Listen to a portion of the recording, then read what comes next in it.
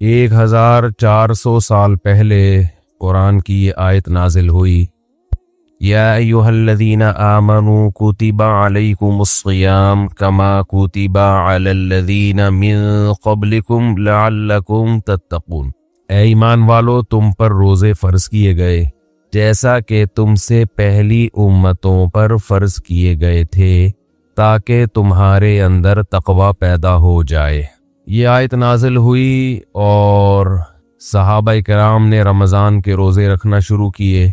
उसके बाद जहाँ जहाँ मुसलमान दुनिया में जाते गए, नमाज़ों के साथ साथ रमज़ान के रोज़े भी अपने साथ लेते गए। और आज पूरी दुनिया में जब रमज़ान शुरू होता है तो करोड़ों लोग रोज़ा रखते हैं। इस रोज़े में जिस्मानी हिकमतें भी अल्लाह ने रखी और रूहानी हिकमतें भी अल्लाह ताला ने रखी। जिस्मानी हिकमतें, ये जिस्म की ज़कात है। आपको अल्लाह ताला रोज़ों की बरकत से सेहत अता करते हैं, बहुत सारी बीमारियों से निजात मिल जाती है। और रूहानी बरकतें क्या हैं?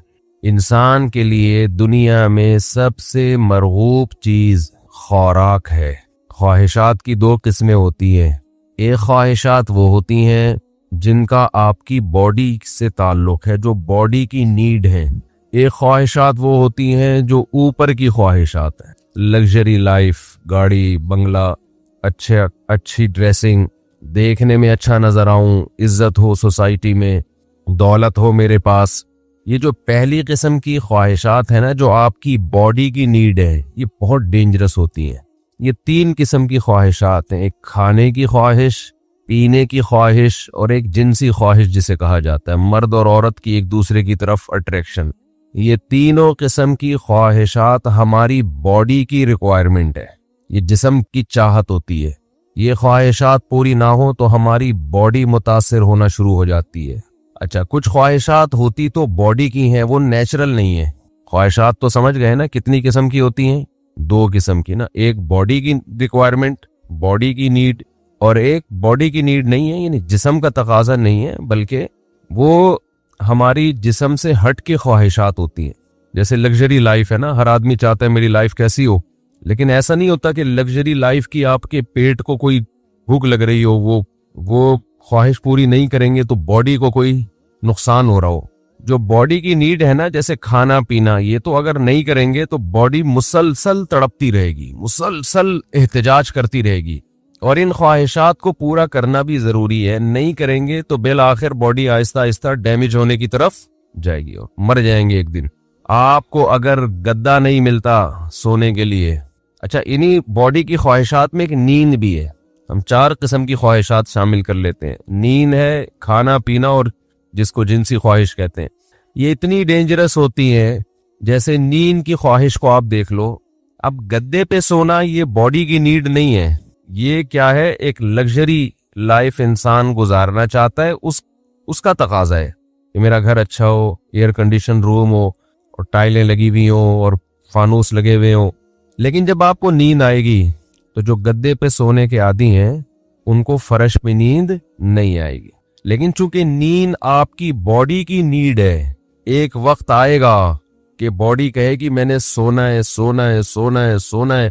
आप कहेंगे मेरे पास सोने के लिए गद्दा नहीं है, नहीं सो सकता, नहीं सो सकता, नहीं सो सकता। बेल आखिर फड्डा होते होते जो बॉडी की नीड है ना, वो गालिब आ जाएगी। लग्जरी जो आपकी एक चाहत है, उस पे बॉडी गालिब आ जाएगी आपकी, और आप कांटों पे भी सो जाओगे। जिसको नींद ना आती हो ना, उसको जागने दो, बोल तू नहीं सोएगा, देखो उसका बाप भी सोएगा फिर। क्योंकि ये ख्वाहिशात दिमाग पर मुसल्लत हो जाती हैं, क्योंकि जरूरत है, नहीं तो मरेगा। नहीं सोएगा तो क्या होगा? एक हफ्ता खाए पिए बगैर इंसान जिंदा रह सकता है, मेडिकल साइंस कहती है। एक हफ्ता सोए बगैर जिंदा नहीं रह सकता। इसलिए ये अल्लाह मुसल्लत कर देते हैं कि तेरा बाप भी सोएगा। तभी आपने देखा होगा ड्राइविंग के दौरान ड्राइवर सो जाता है, हालांकि उसका सोने का बिल्कुल मूड नहीं होता, और ऐसा सोता है कि अपने साथ सारे पैसेंजर को भी हमेशा के लिए सुला देता है। तो ये चीजें अल्लाह ने मुसल्लत की हुई, भाई ये तुम्हारी ख्वाहिश भी नहीं है। वरना बड़े लोग कहते हैं हमारे पास टाइम नहीं है, अगले महीने हम सोएंगे, इस दफा हमें ऑफिस का बिजनेस का काम है बहुत। तो ये जो जिस्मानी ख्वाहिशात है ना, जिस्मानी ख्वाहिशात, इनसे हाथ खींचना आसान काम नहीं। क्योंकि बॉडी को जरूरत है, तो बॉडी हमारी मुसलसल डिस्टर्ब होती रहती है। अब आपको जब भूख लग रही है तो बॉडी क्या कहेगी? रोटी दो, खाना दो, कहेगी ना, खुराक चाहिए। तो क्या ये 2-3 दफा कहने के बाद चुप हो जाएगी कि भाई ये तो खिला नहीं रहा, तो चलो अब कोई और काम करो? नहीं होगी। ये क्या कहेगी? रोटी खाना, रोटी खाना, चावल समोसे। किसी को भी देखेगा ना खाता हुआ, मुसलसल ये टेंशन है, और किसी भी काम में इसका दिल नहीं लगेगा जब तक कि चंद निवाले ना खा ले। प्यास भी ऐसी चीज है, जब आपको पानी की ख्वाहिश होती है तो बॉडी मुसलसल पानी मांगती रहती, आपका दिल ही नहीं लगेगा किसी काम में, दिल जमई से काम नहीं कर पाओगे आप। मुसलसल पानी बॉडी को जरूरत है। और याद रखो, जब जरूरत हो बॉडी खुद बताती है। इसके लिए डॉक्टरों से मशवरा नहीं लिया करो कि कितने गिलास पानी पिया करो। ये चीजें अल्लाह ने इंसान की बॉडी में इंस्टॉल कर दी है। इसमें मेडिकल साइंस को ज्यादा फ्री मत कराया करो। खा भी लें, पी भी रहे, डॉक्टर साहब से पूछ के कितने गिलास पियो, जितने की चाहत है वो बॉडी खुद बता देगी। हाँ, अगर बॉडी सेहतमंद है और कोई उल्टे सीधे काम नहीं कर रहे।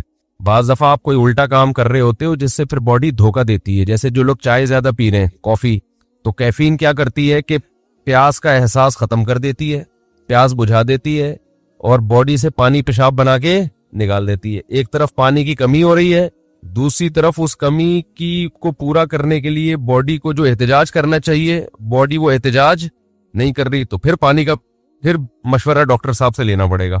क्योंकि फिर बॉडी, आपका जो जिस्म है ना, वो उसकी खोपड़ी घूम जाती है उसको पता ही नहीं चलता कि कब पानी की जरूरत है, कब पानी की जरूरत नहीं है। तो नेचुरल लाइफ जिसकी होगी उसकी बॉडी बताती रहेगी कितना पानी चाहिए। जैसे कोल्ड ड्रिंक पीने से प्यास बुझ जाती है ना, तो प्यास तो वक्ती बुझती है, लेकिन पानी की जितनी कमी पूरी होनी चाहिए वो होती नहीं है। तो ये मैं जो उसूल बताता हूँ, ये उन लोगों के जो तमीज से जिंदगी गुजार रहे हैं। ऐसा नहीं सारा दिन चाय के कप फूकते रहते हैं, कॉफी सारा दिन पीते रहते हैं। तो क्योंकि कॉफी और चाय ये नेचुरल नहीं है, हमारी कुदरती गिजा का हिस्सा बोल लो भाई नहीं है। ये तो बात की इजाद है कि भाई कैफीन बॉडी में जाती है तो ब्लड का सर्कुलेशन बढ़ा देती, थोड़ा एक्टिव हो जाते हो आप। तो ये मसनूई एक्टिवनेस है, ये कोई सच्ची मुच्ची में जिस्म में ताकत नहीं आती है, समझते नहीं। जैसे एक होती है कैफीन, एक होती है निकोटीन। निकोटीन सिगरेट में ना और गुटखे में, तो तंबाकू में, वो जरा ऊपर की चीज है, कैफीन थोड़ी नीचे की चीज है। तो फलसफा दोनों का सेम ही है। वो जरा ज्यादा डेंजरस है, निकोटीन है, तंबाकू और सिगरेट वो भी वही काम करती है। चाय जरा कमजोर चीज है, इसलिए उसका वो नुकसान नहीं है, उसका सिगरेट का नुकसान ज्यादा है। फिर उसमें धुएं शुएं भी मिला लें तो और फिर और बॉडी आपकी सारे विटामिन धुएं से क्या हो जाते हैं, पूरे हो जाते हैं। तो अभी एक बहुत बारीक लड़का आया, सिगरेट पीता था ना, इतना बारीक, उसकी शादी होने वाली है। मैंने कहा धुआं निकलेगा, ये रिस्क नहीं लेना आप। एक तो आप अपनी सेहत देखो, और सिगरेट के किस तरह से फूंक रहे हो, तो जो अंदर जा रहा है, जो इनपुट होता है आउटपुट वही होता है ना। तो ये जो है ना, ये जो बॉडी की रिक्वायरमेंट नशा है, नशा ये बन जाता है, ये अल्लाह ने बनाया नहीं है, ये उससे भी ज्यादा खतरनाक है रोटी पानी से। यानी इसको बर्दाश्त करना बहुत ही मुश्किल है। अल्लाह मियां ने तो आपको वो चीजों की चाहतें रखी थी जो जिसकी आपकी बॉडी को जरूरत है। रोटी की जरूरत रखी, पानी की चाहत रखी अल्लाह ताला ने, और जो अल्लाह ने ख्वाहिशात रखी हैं जो नेचुरल हैं। हमने क्या किया, सिगरेट पी पी के, दिन में 5-5, 6-6 कप कॉफियों के पी पी के, और पान गुटके खा खा के हमने उस सेटिंग को क्या कर दिया, खराब। अब आप गुटके और पान वालों को देख लो, सिगरेट वालों को देख लो, इफ्तारी में लोग खजूरों की तरफ लपकते हैं। वो कहाँ लपकते हैं? सिगरेट की तरफ। वो तो खजूर एक सुन्नत पूरी करने के लिए खा लेते हैं, उसके बाद फिर सुट्टे लगा रहे होते हैं। बट कितनी बड़ी नहुसत है यार, है या नहीं है? कैसा अपने हाथों से अपने आप को बर्बाद कर रहे हो। अल्लाह का कितना बड़ा फजल है, हमारे माँ बाप ने हमें सिगरेट पान गुटके से हमेशा बचाया। हमारे माँ बाप का बहुत बड़ा एहसान है। अल्लाह उनकी कब्रों को नूर से भर दे, उनकी पर अल्लाह बहुत रहमत नाजिल करे। बड़ा किरदार होता है वालिदैन का इसमें। बिल्कुल बच्चों को करीब ना जाने दो। हम तो एक दफा, मुझे याद है, मैंने एक दफा सिगरेट पी थी छुप के, वो भी ऐसे कि हमारे एक रिश्ते के ताया लगते थे, वो पीते थे, रिश्ते के ताया, दूर के ताया। उन्होंने फेंकी तो हमें शौक था थोड़ी तहकीकात का कि यार ये क्या है, इसमें इतना शौक से ये सुबह शाम सुट्टे लगाते हैं। तो उन्होंने फेंकी तो मैंने उठा ली, तो उठा के मैंने कहा जरा चख के देखो ना, तो एक कश लगाया है, वो इतनी खांसी हुई है कि अल्लाह का बड़ा फजल। और शुक्र है देखा नहीं किसी ने, वरना तबीयत से कुटते। तबीयत से क्या होता, कोई घर में देख लेता तो कुड़ जाते तबीयत से। तो जो बात है, मैं उसकी तरफ आता हूं।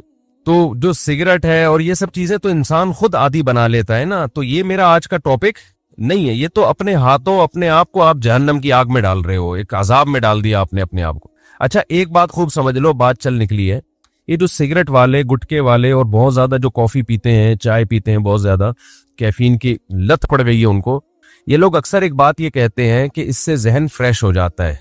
ये खूब समझ लो, कोई भी नशे की चीज, नशे से मेरी मुराद ये नहीं है जो शराब का नशा होता है, नशे से मुराद जिसकी भी लत पड़ जाए। तो जो कैफीन है, कॉफी, ये जो निकोटीन है, इनमें ये जहन में रखो कि जितनी क्वांटिटी आप ले रहे हो ना फ्रेश होने के लिए, थोड़े दिन में इसके आदी हो जाते हो, समझते हो? फिर आपको इसकी मिकदार बढ़ानी पड़ती है, जबकि रोटी और पानी में ऐसा नहीं है। जितनी रोटी से पेट भर रहा है ना, अगर खामखा में जबरदस्ती ज्यादा ठोस ठोस की आदत नहीं बनाओगे तो मजीद की आदत नहीं पड़ती, बल्कि कम की आदत पिलाओगे तो कम, ज्यादा पिलाओगे तो ज्यादा।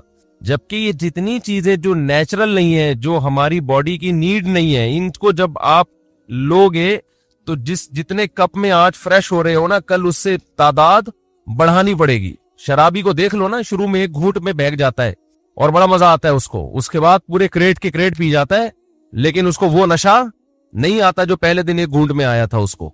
तो ये खुद एक अजाब है। क्या आप समझ रहे हो फ्रेश हो रहा हूं? भाई आप फ्रेश नहीं हो रहे, इससे आपका दिमाग ताजा नहीं हो रहा, दिमाग को उसकी आदत पड़ रही है, अब उसको मजीद चाहिए। तो बिल आखिर एक ना एक वक्त जाके ब्रेक लगानी पड़ती है आपको, तो पहले ही नहीं लगा लो, अच्छा है? क्या ख्याल है? शुरू में ही छोड़ दो इन चीजों को यार। तो ये जो हमारी बॉडी की नीड है ना, खाना पीना और ये जो ख्वाहिशात हैं, जो ये इनका बर्दाश्त करना ये बहुत मुश्किल है। और रमजान में अल्लाह इन्हीं 3 चीजों पे पाबंदी लगा देते हैं।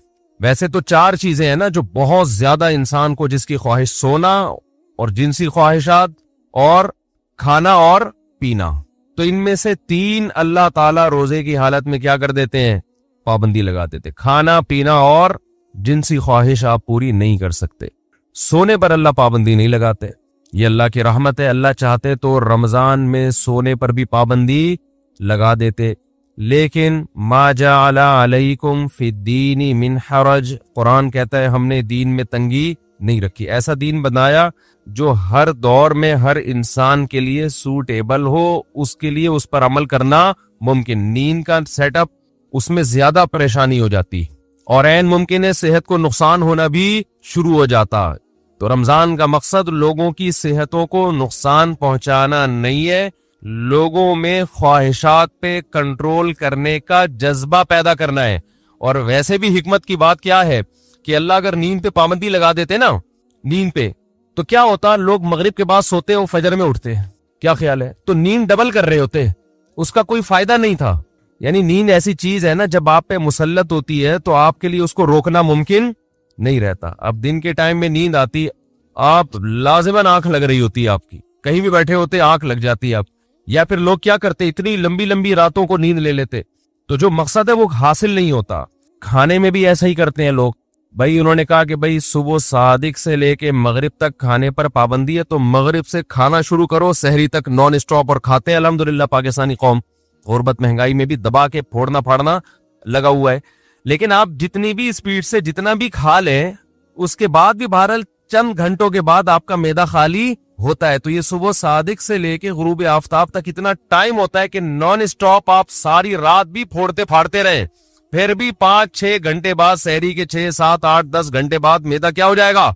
खाली। और वो टेंशन होगी नहीं? यारी बात समझो मेरा ख्याल। तो अल्लाह मियाँ ने हमसे ना ये कुर्बानी दिलवाई है रमजान में कि थोड़ा मुंह को क्या करो, कंट्रोल। सबसे बड़ा मसला हमने उलमा से सुना है कि जिस आदमी का अपने मुंह पे कंट्रोल नहीं है, बाकी किसी ख्वाहिश पे वो कंट्रोल नहीं कर सकता। और ये बिल्कुल दुरुस्त बात है। देखो दुनिया में 2 किस्म के फलसफे हैं, इस पर तो गैर मुस्लिम और मुस्लिम सबका इत्तेफाक है कि इंसानियत को कामयाबी की तरफ ले जाना चाहिए, है या नहीं? भाई अमेरिका भी यही बात करता है, इंसान को किस तरफ लेके जाओ, कामयाबी। जापान वाले भी कहते हैं भाई एक सक्सेसफुल नेशन बनना चाहिए हमें, कामयाब बनना चाहिए हमें, और इस्लाम भी यही कहता है। लेकिन गैर मुस्लिमों के यहाँ कामयाबी नाम है ख्वाहिशात के पूरा होने का। आपकी तमाम ख्वाहिशात पूरी हो रही हैं तो आप एक कामयाब इंसान है। समझते हो कि नहीं समझते हो? अगर आपकी हर ख्वाहिश पूरी हो रही है तो आप क्या है, कामयाब। लेकिन इस्लाम क्या करता है, आपकी जगह जगह ख्वाहिशात पे पाबंदियां लगा रहा होता है। जगह जगह आपकी ख्वाहिशात पे क्या लगाता है, पाबंदियां। ये नहीं करना, ये नहीं करना, ये लीगल है, ये इलीगल है, बहुत सारी और बड़ी खतरनाक किस्म की पाबंदियां भी लगा देता है इस्लाम, जिसका गैर मुस्लिम तस्वुर ही नहीं कर सकते कि उनसे बचे हम। आप अपनी मर्जी से सो सकते हो इस्लाम में, ईशा से पहले सो सकते हो, बोलो ना, यूं यूं यूं कर दिया करो, थोड़ा पता तो चले।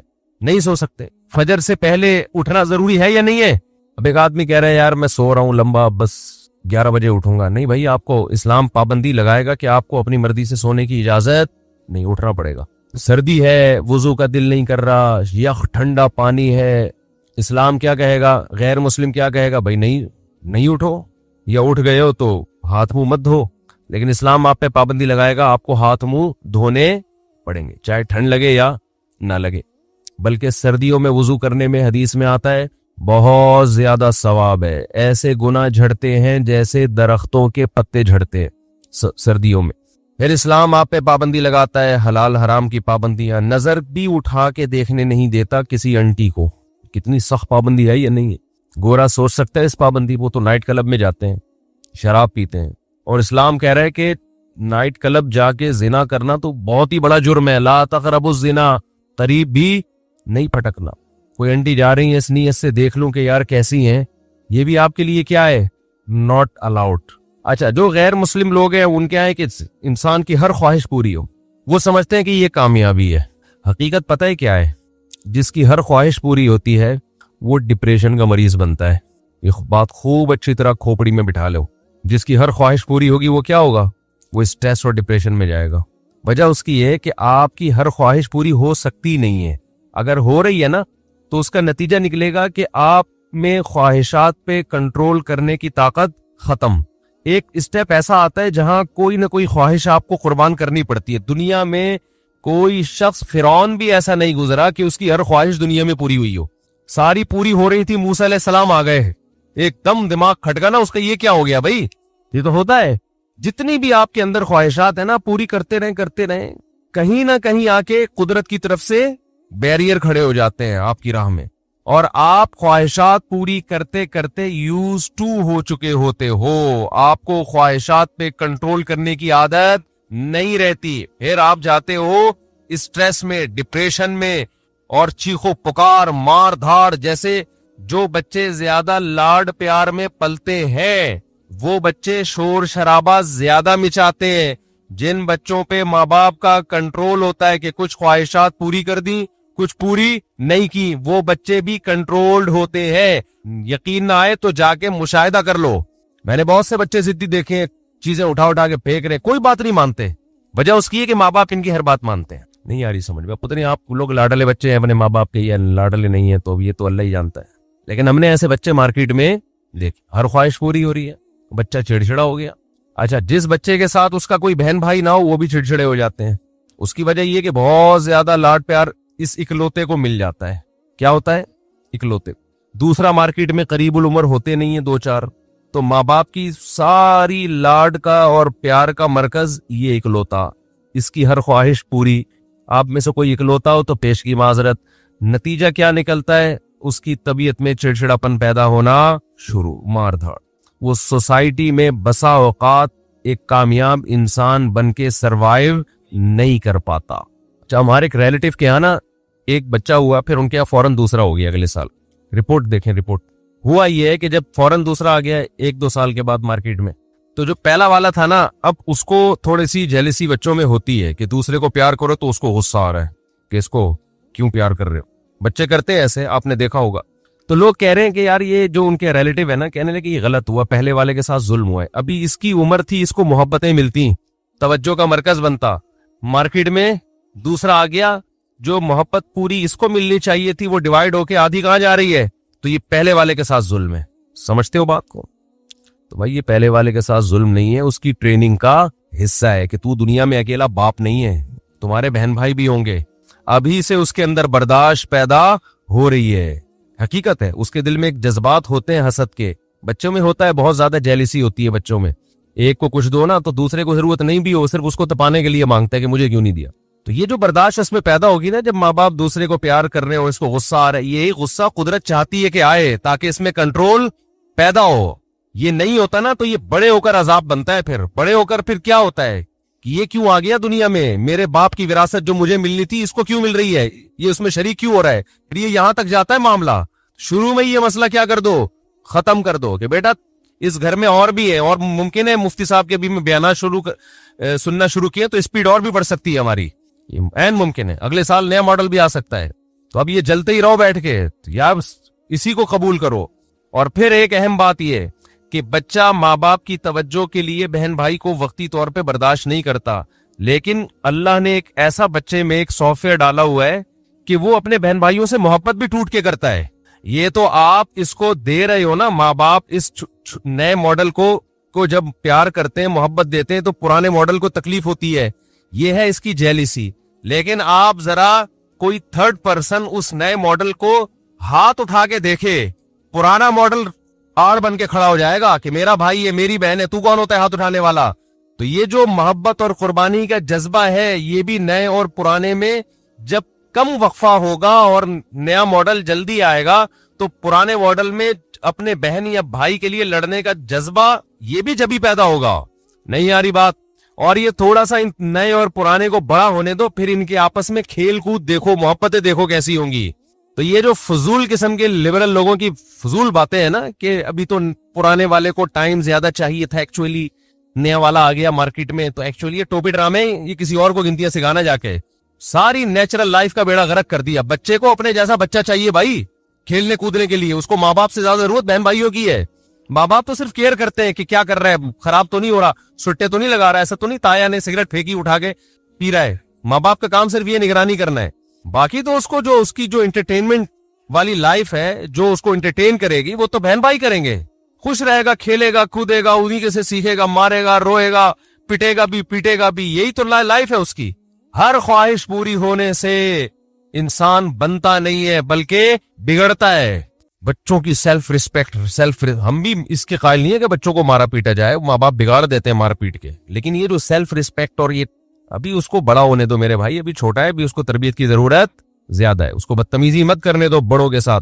उसको बताओ तुम छोटे हो अभी बेटा, तुम हमारे बाप हम ही हैं, मोहब्बत मिलेगी आपको, लेकिन हमारे बाप बनने की कोशिश मत कर। जो घर में पकेगा तेरा बाप भी वही। वो मेरा बयान मशहूर हुआ था ना, पाठा खा लो पाठा। बच्चों से माएं पूछती है ना, बेटा पाठा खा लो, नहीं पाठा नहीं खाऊंगा, अच्छा चलो डबल रोटी खा लो, नहीं डबल रोटी नहीं खाऊंगा, अच्छा चलो इस पे ये जैम लगा दूं, नहीं जैम क्यों लगाया। ये वो पूरा बड़ा जबरदस्त मीम चली थी वो। तो वो उसकी अम्मा आखिर में उसको जब समझाया जाए, थप्पड़ लगा, ये खा लेगा, जो तू खिलाएगी वही खाएगा। कहते नहीं बच्चों को मोटिवेट करो। सो मैंने कहा था मोटी तू अपना तो वेट कर पहले, तुझे खुद अपने मुंह पे कंट्रोल नहीं है तो बच्चे को कहां से तू कंट्रोल सिखाए। हमारी वालदा तो हमें बताती थी ये खा लो, और चिमटा गरम गरम होता था। बाज दफा मुझे बचपन से शौक था मरगूब ग़िज़ाएं खाने का। आलू की भुजिया पकी हुई होती थी बाज दफा घर में, और मूली की पता नहीं पत्ते बाज दफा हमारी अम्मा को बड़ा शौक था, हमें निवाला हलक से ही नहीं उतरता था, हमें नहीं याद पड़ता। हमारी अम्मा ने कहा चल तुम्हारे लिए मैं ये कर लेती हूँ, ये खाना पड़ेगा आपको, घर में क्या है यही पक। तो अब हम नहीं गुस्सा कर सकते थे, हमारी अम्मा चिमटा दिखाती थी, चिमटा ये लगेगा, लगाती नहीं थी लेकिन डराती थी। और जब हम देखते थे कि हमारे वालिद साहब भी वही खा रहे हैं, हम सोचते थे हमारा बाप भी ये खा रहा है तो तेरे बाप को भी ये खाना पड़ेगा। और ये जहन में रखो, ये जो खवातीन परेशान होती हैं, एक्चुअली बच्चे की ग़िज़ाई जरूरत पूरी नहीं हो रही, बच्चा एक्चुअली वो जो आलू की भुजिया पकी है वो खा नहीं रहा, तो एक्चुअली उससे मिनरल्स की कमी, बच्चे में कोई कमी नहीं होती। इतना ज्यादा जरूरी नहीं है खाना पीना जितना बना लिया लोगों ने। बढ़ेगा वो, उसका बाप भी बढ़ेगा। ये जो कद बढ़ता है ना, डॉक्टरों से हमने पूछा है, कहते हैं भाई ये जिसका बढ़ना है ना उसको कम खिलाओगे तो भी जाएगा वो ऊपर, जिसका नहीं बढ़ना ना, जिसके बाप दादा ही सारे छोटे छोटे से हो, तो जीन्स में ही उसके कद नहीं है, तो उसको आप कितने भी पराठे खिला दो, मुर्गियां खिला दो, दूध पिला दो, वो उसका बाप नहीं बढ़ा तो ये कहां से बढ़ेगा। समझते हो, अक्सर बताता हूं ना, एक आदमी ने एक छोटे से कद की खातून से शादी कर ली तो बच्चे बड़े ही नहीं हो रहे थे, तो वो खातून खिला रही है बच्चों को, बेटा खा लो बड़े हो जाओगे। कहता है ये बड़े नहीं होंगे, ये और छोटे होंगे, इनके साथ के पौधे लाया था वो बड़े हो गए हैं, ये उतने के उतने ही है। तो ये ना बच्चों के खाने पीने को ज्यादा सरों पे मुसल्लत मत किया करो, कुछ नहीं होता। अच्छा खिलाओ, भले थोड़ा खाएं, आज थोड़ा खाएंगे भूखे रहेंगे, अगले टाइम पे खुद ही छीन छीन के खाएगा फिर वो। तो ये बाजारी चीजें नहीं खाने दो बस बच्चों को। जितनी बाजारी चीजें हैं ना, मैंने तो तजर्बे किए हैं बच्चों के ऊपर, अपने ही बच्चों पे। जब बाजारी चीज खिलाई बीमार हुए, और बचा के रखा फिटफाट। अच्छा, मेरा एक बयान था, उसकी मैं वजाहत कर दूं। मेरा एक बयान था, उसमें मैंने ये बताया कि मैंने अपने 2 बच्चों पे 6 महीने तजर्बा किया है। 6 महीने तक मैंने उनको बाजार की कोई चीज नहीं खाने दी। घर में देसी घी पे रोटी लगा, चीनी, देसी घी और रोटी खिलाता था, और दूध और अंडा। 6 महीने उन्होंने गुजारे। मेरा ख्याल है 3 या 4 साल की एज थी उनकी। एक की 4 साल होगी, एक की 3 साल होगी, एक की साढ़े 4 साल होगी। इस तरह से पूरी सर्दियां आके गुजरी हैं, एक छींक भी नहीं आई। वरना सर्दियां आते ही बच्चे बीमार होना शुरू हो जाते हैं ना। सिर्फ क्या खिलाया है? दूध, देसी घी, रोटी, चीनी और हाफ बॉयल अंडा। बेहतरीन थे। अच्छा, जैसे ही 6 महीने गुजरे हैं, यानी सर्दियां आके भी गुजर गई हैं, एक दिन हल्की सी खांसी हल्की सी हुई है, तो ये बनफशा शहतूत गर्म पानी में डाल के 1 चम्मच पिला दिया उनको। वो उसके बाद वो भी नहीं हुई, रात को सोने से पहले ना। बेहतरीन 6 महीने गुजारे उन्होंने, कोई बीमारी नहीं, कोई छींक नहीं, कुछ भी नहीं। 6 महीने के बाद क्या हुआ है कि कोई रिलेटिव आए, उन्होंने बिस्किट खिला दिए, और उसी के बाद तबीयत खराब हो गई। पहले तो पेट खराब हुआ, फिर किसी ने कोल्ड ड्रिंक पिला दी, फिर ये हुआ, फिर वो, वगैरह वगैरह वगैरह। मुझे अंदाजा हो गया कि ये जो बच्चों की सेहत का मसला है ना, घर की चीजें खिलाओगे तो एकदम बेहतरीन सेहत रहेगी। अच्छा, इस पे मेरे कुछ लोगों ने एतराज किया कि लो भाई मुफ्ती साहब चीनी खिला रहे हैं बच्चे को। चीनी कौन सी कोई नेचुरल है? नहीं आ रही बात समझ में? यानी हम चीनी खिलाएं, चीनी तो खुद नुकसानदेह है। तो याद रखें, मैंने कभी नहीं कहा कि चीनी बहुत फायदेमंद चीज है। मेरा मकसद ये है कि एक नुकसानदेह चीज हमने खिलाई, फिर भी नुकसान नहीं हुआ, बाकी नुकसानदेह चीजों से बचा लिया। वरना बेहतर तो ये कि चीनी ना खिलाएं आप। चीनी कौन सी कोई आब जमजम तो धुली हुई मखलूक है? नहीं आ रही मौलाना सब, इनकी समझ में बात नहीं आ रही है। भाई चीनी जो है ना, चीनी वो खुद भी कोई अच्छी चीज नहीं है, लेकिन एक गलत चीज भी खिला दी, 20 गलत चीजों से बचा लिया, तो भी उसकी इतनी बरकतें नजर आई हैं। तो अगर आप उससे भी बचा लें तो नूरुल अनारू शहद खिला दें, गुड़ खिला दें। समझता है कि नहीं समझते हो? तो बच्चों की लेकिन कंट्रोल करना पड़ता है। बच्चे को बड़ा और ज्यादा अरसा नहीं, थोड़े दिन तक कंट्रोल करोगे तो फिर वो आदी हो जाएगा। तो मैं ये अर्ज कर रहा था कि दुनिया में 2 नजरियात हैं। एक ये कि इंसान की हर ख्वाहिश पूरी की जाए तो इससे वो कामयाब होता है, लेकिन इस्लाम क्या करता है? जगह जगह ख्वाहिशात में रुकावटें डालता है। तो खूब समझ लें, जिसकी हर ख्वाहिश पूरी होती है वो कामयाब नहीं होता, बल्कि वो स्ट्रेस और डिप्रेशन की तरफ जाता है। बिल्कुल इसकी मिसाल ऐसे है जैसे आप जिस्म पे जब वेट उठाते हो, जिस्म में अपनी ख्वाहिश के खिलाफ हरकत करते हो, तो जिस्म बीमार होने के बजाय सेहतमंद होता है। और आप जिस्म की अपनी ख्वाहिशात पर अमल करना शुरू कर दो। जिस्म चाहता है बैठा रहूं ना उठूं, आप बैठे रहो ना उठो। जिस्म चाहता है दौड़ूं नहीं, सिर्फ चलो, आप ना दौड़ो चलो। फिर जिस्म चाहता है चलो भी नहीं, बैठे ही रहो, सोते ही रहो। तो इससे जिस्म को क्या ताकत और एनर्जी जमा होके खुशहाल जिंदगी मिलेगी या जिस्म का बेड़ा गर्क हो जाएगा? तो ऐसे ही याद रखो, इंसान की रूह उस वक्त खुश होती है जब रूह पे बोझ डाला जाए। रूह बॉडी बिल्डिंग करे, रूह जॉगिंग करे, रूह वेट उठाए, और ये टेंशनों के वेट है जो रूह उठाती है। अगर ये रूह की आप हर ख्वाहिश पूरी करना शुरू कर देंगे, तो जैसे बॉडी की हर ख्वाहिश पूरी करने से बॉडी का बेड़ा गर्क, तो इसी तरह रूह की हर ख्वाहिश पूरी करने से रूह का बेड़ा गर्क हो जाता है। समझ में नहीं आ रही मेरा ख्याल है बात? तो अपनी ख्वाहिशात के खिलाफ चलना सीखें। हाँ, हर ख्वाहिश की मुखालफत नहीं। जैसे आपने बॉडी, जब जो लोग जिम जाते हैं, वेट उठाने का दिल करता है क्या? नहीं करता ना, बस जिस्म पे बोझ डाल के उठा रहते, तभी यूं आंख की आवाजें भी आ रही होती हैं। अगर मजा आ रहा होता तो वेट उठाते वाह वाह वाह हंसी आ रही होती। ऐसा थोड़ी है।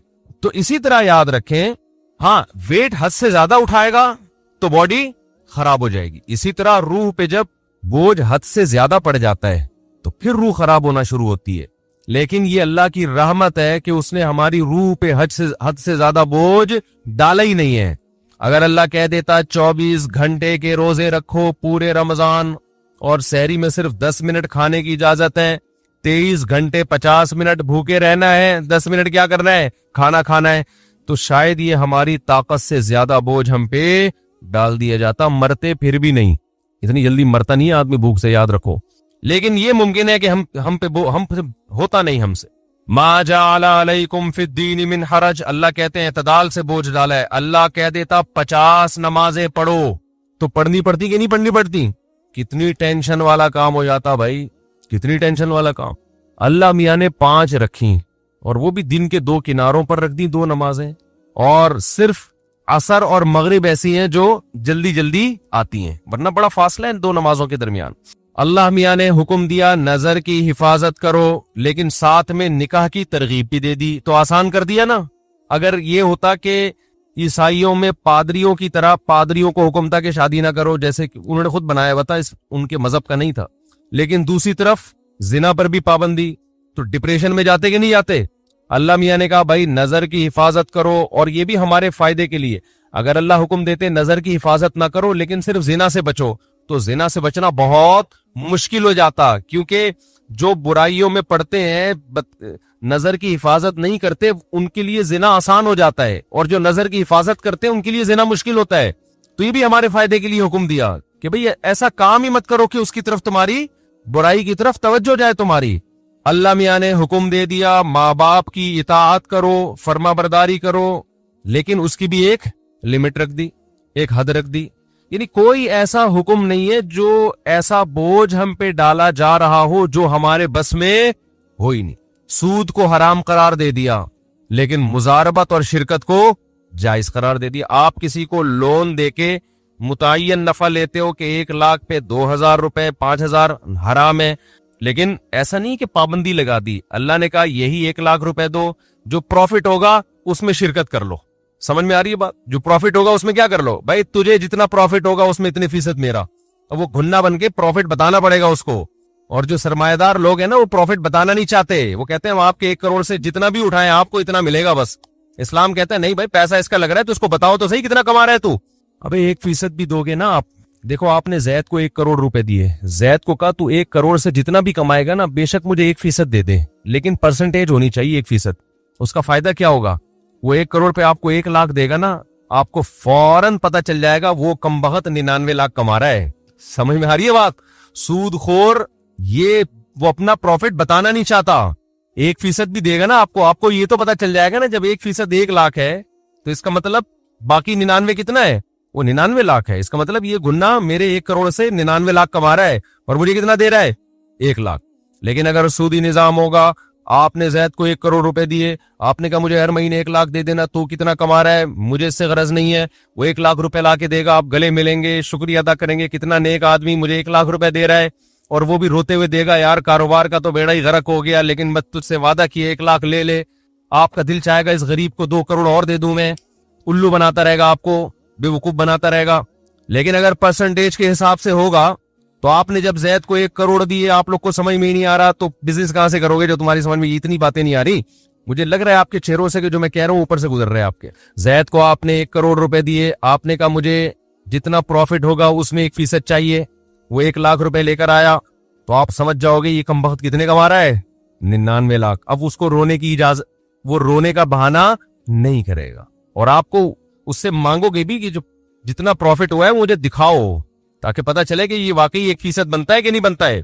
तो अल्लाह मियाँ ने सूद पे पाबंदी लगाई, मगर तिजारत को अल्लाह ने हलाल करार दिया। अगर अल्लाह सूद पे भी पाबंदी लगा देता, मुजारबत पे भी, शिरकत पे भी, तो फिर हम हरज में पड़ जाते, हम तंगी में पड़ जाते, हमारे लिए कारोबार के रास्ते बंद हो जाते। लेकिन अल्लाह ने हमारे लिए दीन में तंगी नहीं रखी बल्कि आसानी रखी है। समझते हो कि नहीं समझते हो?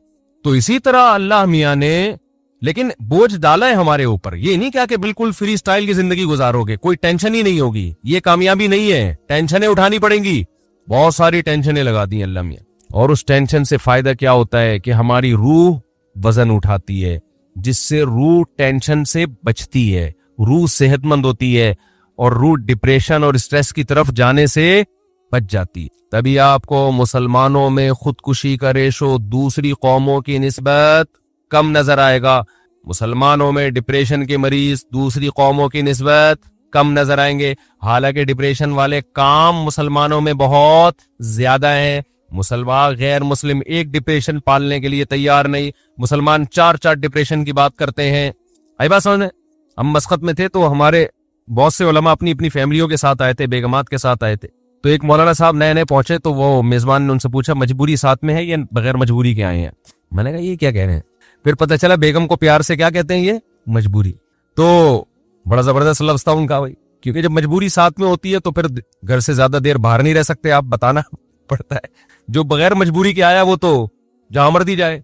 जब मजबूरी के साथ आए हैं तो बेगम पूछेगी, मजबूरी पूछेगी, भाई इतनी देर से क्यों आ रहे हो आप, कहाँ गए हुए थे मुफ्ती साहब के साथ। अच्छा, जो लोग अपनी मजबूरियों के साथ आए थे ना, उन सब की मजबूरियों को ये बड़ी फिक्र थी कि हमारा मियाँ, हमारे जो मियाँ है मुफ्ती तारिक मसूद के साथ तो नहीं बैठे हुए कहीं। सबको ये ऐसा लो ये 2-4 मजबूरियां और पाल ले हमारा शौहर, उनको ये सबको डर था।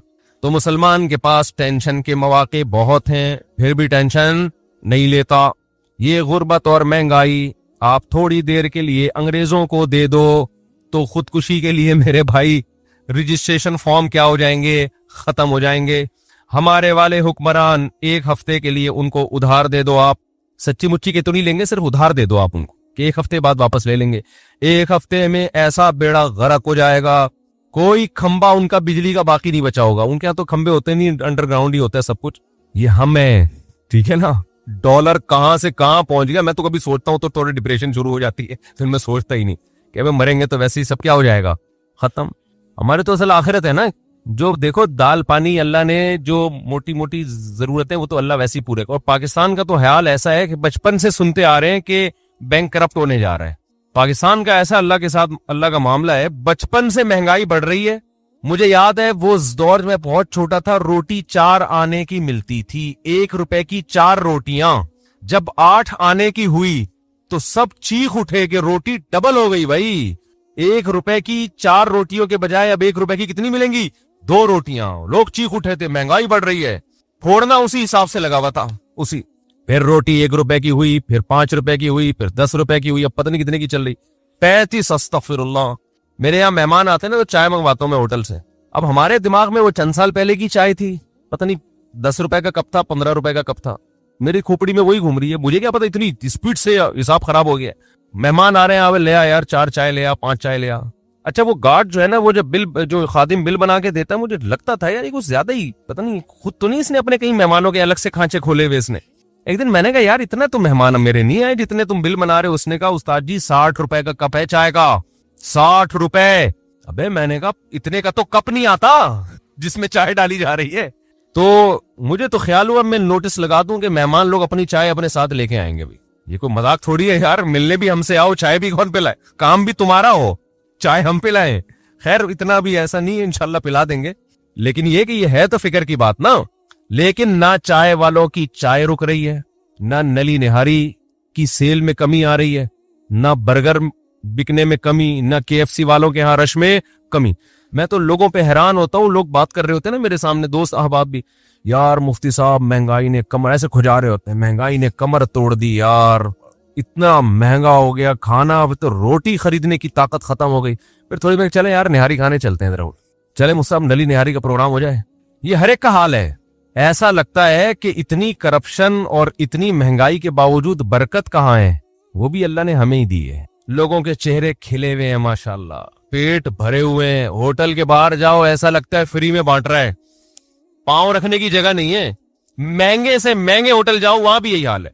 मैं नहीं कह रहा कि जो गरीब हैं वो मर खत्म हो गए, ना ना ना, जो बेचारे सफेद पोश गरीब हैं उनके घरों के हालात बहुत खतरनाक हैं। लेकिन अल्लाह का शुक्र है इन हालात में भी बहुत सौ को अल्लाह बहुत अच्छा खिला रहा है। तो भाई मुसाफिर खाना है ना यार, और क्या करना है, खा पी लो, सोने की जगह मिल गई, महंगाई गई तेल लेने, ठीक है ना। हमारी जिंदगी का जितना कोटा है हमारे मरने से पहले इंशाल्लाह हम पूरा करके जाएंगे। अगली नस्ल का बेड़ा गर्क होगा, वो अगली नस्ल जाने, वो हमें क्यों भाई, अल्लाह उसको भी खिला देगा। फिर अगली नस्ल का काम है कि वो वोट अच्छे लोगों को दे। हम तो इस नस्ल को भुगत रहे हैं। हमने इतने बड़े बड़े जुर्म किए, ऐसे ऐसे हुक्मरानों को अपने ऊपर मुसल्लत किया, फिर भी अल्लाह हमें खिला रहा है। शायद अगली नस्ल ये जुर्म न करे तो उनको तो और अच्छा खिलाएगा अल्लाह ताला। यानी ऐसा लग रहा है अल्लाह हमारे गुनाहों को भी इतनी सजा नहीं दे रहा जितनी बनती है, वरना जो हम लोग की हरकतें हैं ना उसके हिसाब से सजा बहुत ज्यादा बनती है हमारी। क्योंकि इस्लाम की बरकत है, अल्लाह का नाम लेते हैं उसकी बरकत है कि फिर भी इतनी टेंशनों में भी टेंशन में नहीं जा रहे, इतनी इतनी मजबूरियां उसके बाद भी टेंशन में नहीं जा रहे। और यहां सोसाइटी पे, रियासत पे बोझ नहीं होता, आवाम का बोझ होता है घर के सरबरा पे। यूरोप अमेरिका में आपकी बेगम को खिलाना स्टेट की जिम्मेदारी है, आपकी जिम्मेदारी नहीं है। आपके बच्चों को खिलाना स्टेट की जिम्मेदारी है, आपकी जिम्मेदारी नहीं है। हत्ता कि आपके पास पैसे नहीं है तो भी स्टेट की जिम्मेदारी है आपको खिलाना। यहां सारी जिम्मेदारियां इस्लाम ने मर्द के कंधों पे डाली हैं। बेगम को खिलाना, माँ बाप को खिलाना, औलाद को खिलाना, इसके बावजूद भी ये बेचारा डिप्रेशन में नहीं जाता। जाना चाहिए था, जा नहीं रहा ये। तो ये किसकी बरकत है भाई? ये दीन की बरकत है, अल्लाह पे एतमाद तवक्कुल है। तो अपने ऊपर बोझ डालोगे तो अल्लाह खुशियां देगा। वो बोझ क्या है? नमाज का बोझ डालो, रिश्तेदारों के हुकूक अदा करने का बोझ डालो, जिम्मेदारी उठाओ घर की, भाई मेरी जिम्मे इनको खिलाना। गरीबों का बोझ डालो अपने ऊपर। गुरबा और मसाकीन का पेट भरना किसकी जिम्मेदारी है? मेरी। हर आदमी क्या सोचे, किसकी जिम्मेदारी है? मेरी जिम्मेदारी है। रूह पे जितना बोझ डालेंगे। रोजा रखना, ये किसकी जिम्मेदारी है? ये मेरी, मुझे रखना पड़ेगा। हम बचपन में देखते थे, तसव्वुर नहीं था रोजा छोड़ने का। अब लोग क्या कर रहे हैं? अल्लाह की खातिर चंद घंटे भूख और प्यास बर्दाश्त नहीं हो रही। तुम ये देखो हुक्म किसका है? कितने बड़े बादशाह ने जो तुम्हें पूरे साल खिलाता है। हमारे लिबरल लोग ना अपने आप को काफिर पे कयास करते हैं। यार उन्होंने मजहब से बगावत करके इतनी तरक्की कर ली, तो हमें रमजान के रोजों की क्या जरूरत है? भाई उन्होंने मजहब से बगावत के साथ खुदा से भी बगावत की है, ये ज़हन में रखो। खुदा अपने बागियों को माफ नहीं करता। ये तो दारुल इम्तिहान है।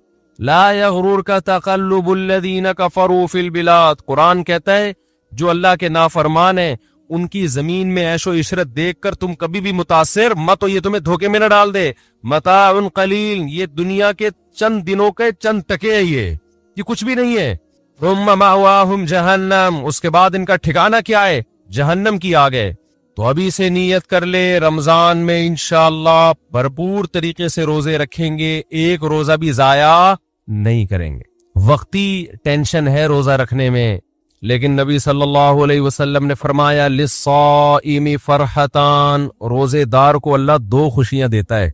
एक खुशी तो आखिरत में मिलेगी जन्नत की सूरत में, एक खुशी इफ्तार के वक्त। सारा दिन आप अपने खाने पीने पे कंट्रोल करते हैं। देखो खाने पीने पे कंट्रोल करने में सिर्फ ये टेंशन नहीं होती भूख और प्यास की, बड़ी टेंशन ये होती है किसी काम में दिल नहीं लगता इंसान का। रोजा रखे ना, कोई भी काम तमीज से होता नहीं, आदत ही नहीं है। जिन लोगों को सुबह नाश्ते की आदत है, नाश्ता करके ऑफिस जाते हैं, बड़े फ्रेश होते हैं, वो नाश्ता किए बगैर जा रहे होते हैं। जिन लोगों को आदत है शाम को सुट्टा लगाने की, चाय व पीने की, वो बगैर चाय के। तो जबान खुश्क और वो आहिस्ता आहिस्ता, बॉडी की तो जरूरत नहीं होती इतना खाने पीने की, लेकिन आदत तो लाइफ कहते हैं ना बोरिंग लाइफ हो जाती है, बोर होना शुरू हो जाते हैं, किसी काम में दिल नहीं लग रहा। लेकिन जब अल्लाह ताला हमें इफ्तारी के दस्तरख्वान पे बिठाते हैं, चंद निवाले पेट में उतरते हैं, कैसी तबीयत फ्रेश हो जाती है। ये आम दिनों में तबीयत में ये लज्जत इंसान महसूस नहीं करता। तो अल्लाह ने क्या फरमाया, नबी ने क्या फरमाया कि एक रोजेदार को जो खुशी मिलेगी वो आखिरत में मिलेगी, और एक खुशी दस्तरखान पे जब वो इफ्तार करता है वो भी बड़ी मजे की खुशी होती है। और मैं आपसे गुजारिश करता हूं, इसका मजहब से बराह रास्त ताल्लुक नहीं है, मेडिकल साइंस से है, लेकिन मजहब भी सेहत को की तरगीब देता है ना, सेहत बनाने की। रमजान में एक काम आप कर लें, थोड़ा खाने पीने पे क्या कर लो मेरे भाई, कंट्रोल कर लें। होता यह है कि सुबह सहरी से लेके रात तक, मगरिब तक जब हम भूखे प्यासे रहते हैं, हमारी बॉडी का फैट खत्म होना शुरू होता है, बॉडी निथरना शुरू होती है, जिस्म की ज़कात निकलना शुरू होती है, जिस्म फ्रेश होना शुरू होता है। उसके बाद जो हिसाब किताब इफ्तार के वक्त में फोड़ना फाड़ना होता है, उससे बॉडी की ऐसी की तैसी हो जाती है। रमजान में हार्ट अटैक के वाकयात मेरा ख्याल है आम दिनों से ज्यादा ही होते हैं। भाई अल्लाह मियां ने खाने की छुट्टी दी है, फोड़ने की छुट्टी, खाने और फोड़ने में क्या है बोलो, फर्क है। नबी सल्लल्लाहु अलैहि वसल्लम ने फरमाया बदतरीन बर्तन जिसको भरा जाए ना, वो इंसान का पेट है। कोई बर्तन फुल भरा हुआ अल्लाह को इतना बुरा नहीं लगता जितना इंसान का पेट बुरा लगता है अल्लाह को। मैं नहीं कह रहा कि हराम है ज्यादा खा लें आप, हलाल हराम की बात नहीं है, नापसंदीदा शरीयत की नजर में बहरहाल है, हराम नहीं है। अब आप कहेंगे भूखे प्यासे भी खाने भी नहीं दे रहे अल्लाह मियां, अभी भी पाबंदियां लगा रहे हैं। अल्लाह पाबंदी नहीं लगा रहा, लगा खा लो, फोड़ दो, जितना फोड़ना फोड़ दो, पड़े हुए खुद ही हो गए ना, फोड़ दो, हराम नहीं है, लेकिन पसंदीदा काम नहीं है। तो रमजान में आप अपने आप को आदी बना सकते हैं कम खाने का, अच्छा खाने का। मैं भी समोसे फोड़ता हूं, पकोड़े फोड़ता हूं, लिहाजा मैं आपको ये कहूं कि समोसे ना खाएं, पकोड़े ना खाएं, ये गलत हो जाएगा। जब मैं खाने लगूंगा मेरे घर वाले मेरा ही बयान चला देंगे कि आप खुद लोगों को बोल रहे हो कि समोसे मत खाओ और खुद क्या कर रहे हो, खा रहे हो। लिहाजा मैं ऐसी बात क्यों करूं जो मैं खुद नहीं कर रहा। लेकिन हम सब मिल के अज़म कर लेते हैं आपस में के थोड़ा क्या करेंगे, कंट्रोल। मैं भी कोशिश करूंगा। अब घर वाले कहेंगे बयान देखो, मैं कहा मैंने कोशिश का वादा किया था, तो कोशिश ही तो हो रही है कि मेरा ही बयान मुझे ही सुनाया जा रहा है। कोशिश की जा सकती। समोसे भी खा लें एतदाल से। मैंने बहुत देखा है लोगों को इफ्तारी में बहुत ज्यादा फोड़ते हैं, मसाइल खड़े हो जाएंगे आपके लिए। शरबत पे शरबत पिए जा रहे हैं, चीनी के ना पिए जा रहे हैं, कोल्ड ड्रिंक पे कोल्ड ड्रिंक पिए जा रहे हैं। अच्छा, कमाल की बात यह कि इफ्तारी में तबीयत से फोड़ते हैं, फिर नमाज के बाद आके खाना खाते हैं। ये आज तक कम से कम मेरी खोपड़ी में ये चीज नहीं आई है कि खाना कैसे खा रहे हो यार।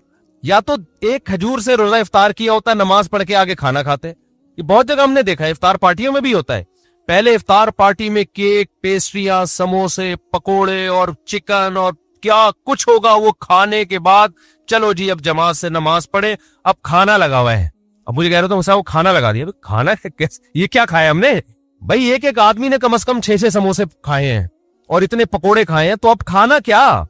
तो लोग कहते हैं खाना रोटी सालन को कहा जाता है और चावल को कहा जाता है।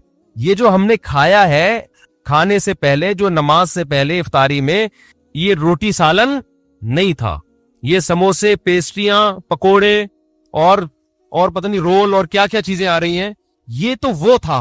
पेट जो है ना, पेट, उसको नहीं पता खाने की डेफिनेशन हिंदुस्तान और पाकिस्तान में क्या चल रही है इस वक्त।